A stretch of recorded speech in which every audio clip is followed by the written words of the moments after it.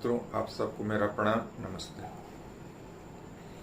मैं प्रदीप पांडे आप सबके बीच एक नया विचार, नई विषय वस्तु, नई विषय बिंदु लेकर उपस्थित हुआ हूँ। जो ये कोरोना का काल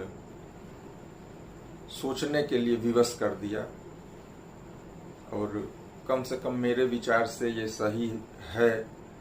हो सकता है मेरे बहुत से मित्र इससे असहमत हों, लेकिन मेरा निवेदन है कि पूरा वीडियो देखें और उस पर एक बार विचार अवश्य करें।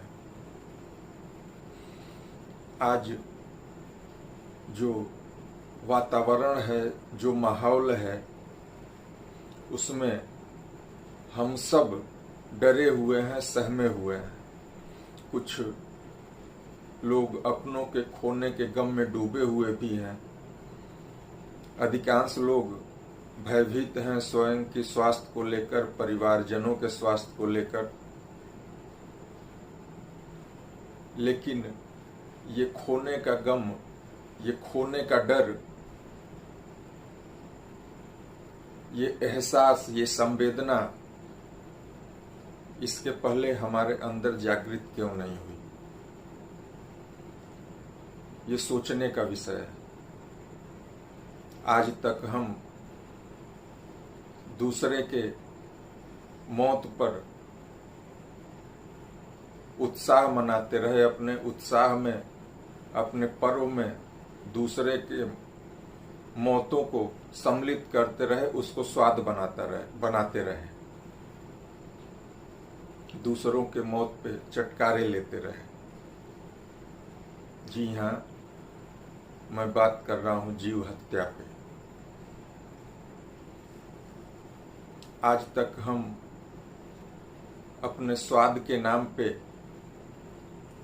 अपने स्वाद के लिए कभी बकरी तो कभी मुर्गा, कभी मछली, कभी तीतर और न जाने क्या क्या मारते रहे, खाते रहे। आज जो संवेदनाएं, जो डर, जो आशंका अपनों के लिए है, क्या हमने कभी विचार किया कि अपने स्वाद के लिए, चटखारों के लिए जो हम जीवों की हत्या करते हैं, क्या उनका परिवार नहीं है? क्या उनकी संवेदनाएं नहीं हैं? क्या उनको कष्ट नहीं होता होगा? क्या उनको दर्द नहीं होता होगा अपनों के खोने का, अपनों के बिछड़ने का? मित्रों, उनका भी एक परिवार है, उनकी भी संवेदनाएं हैं। ये अवश्य है कि वो व्यक्त नहीं कर सकते। वो स्वयं की रक्षा करने में असमर्थ हैं, और उस असमर्थता को मनुष्य ने अपनी ताकत बना लिया, ताकत समझ बैठा। और ये चटखारे न जाने किस किस रूप में हम सब लेते रहे। ये हत्या, ये स्वाद का चटखारा व्यवसाय का रूप ले लिया। नाम है पालन, मुर्गी पालन, मछली पालन, बकरी पालन, और उसका उद्देश्य हत्या। हम सब अधिकांश लोग कभी अल्लाह के नाम पर, कभी किसी देवी के नाम पर, कभी किसी देवता के नाम पर जीवों की हत्या करते आ रहे हैं। अगर हम सब मानते हैं इस सृष्टि को चलाने वाला एक ईश्वर है, परम पिता है, एक अल्लाह है, तो क्या एक गॉड है, तो क्या कोई पिता चाहेगा कि उसकी संतान को मारा जाए, और वो भी उसके स्वाद के लिए? स्वाद का नाम तो ईश्वर का है, लेकिन वास्तविक रूप से स्वाद हम लेते हैं।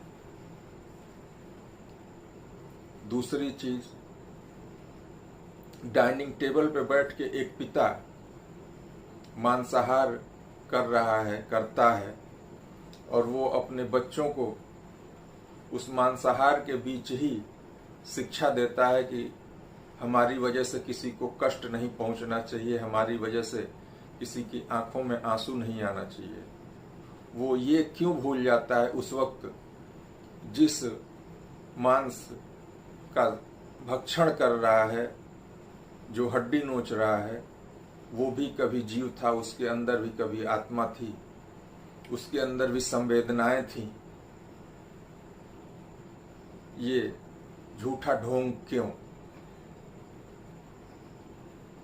इस चटकारे का आलम ये हो गया है कि गली गली में मांसाहारी होटल दिखाई दे जाएंगे, मिल जाएंगे।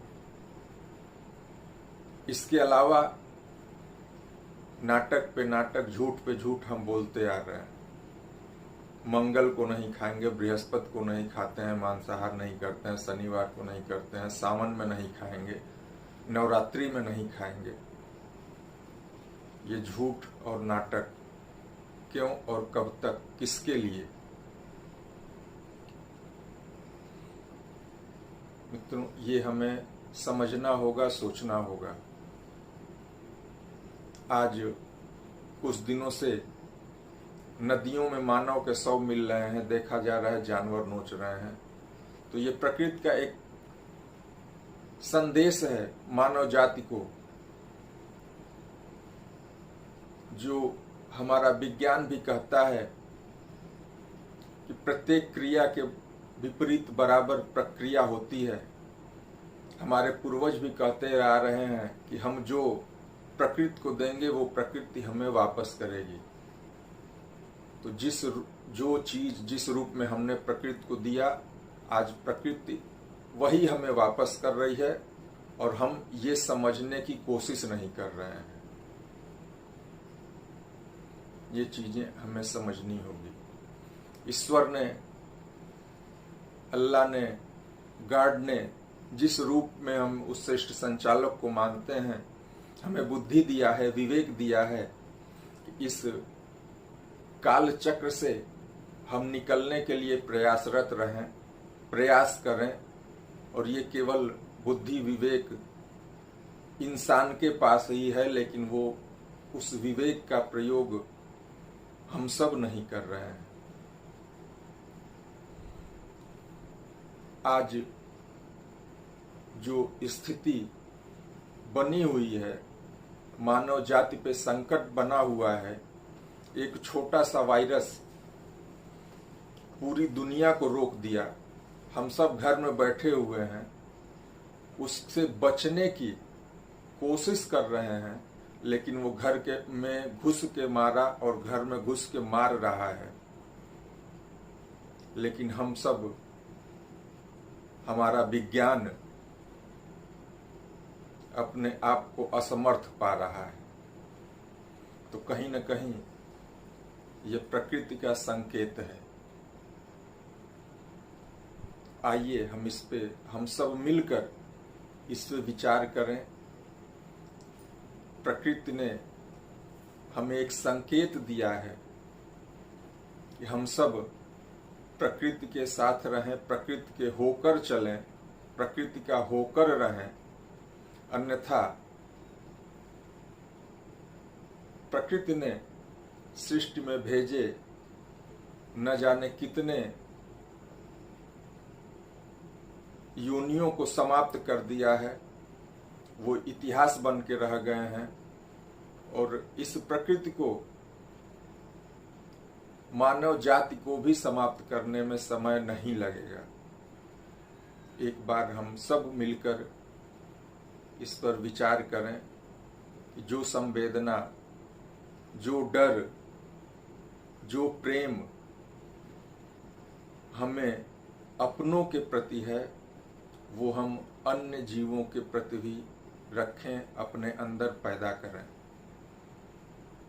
हमारे कुछ मित्रों का कहना हो सकता है, तर्क हो सकता है कि सब्जी फल फूल में भी प्राण होता है, लेकिन मैं उनसे कहना चाहूंगा कि वो संसर्ग नहीं करते, वो किसी जीवधारी को जन्म नहीं देते। इन्हीं बातों के साथ मैं आप सबसे पुनः निवेदन करता हूं कि एक बार इस पर आप चिंतन करें कि हमें प्रकृति का होकर रहना है, प्रकृति के साथ चलना है, प्रकृति की राह पे चलना है, अगर हमें ये सृष्टि मानव जाति बचानी है तो। क्योंकि जो हम प्रकृति को देंगे, प्रकृति हमें कभी न कभी वो वापस जरूर करेगी और उसी रूप में करेगी।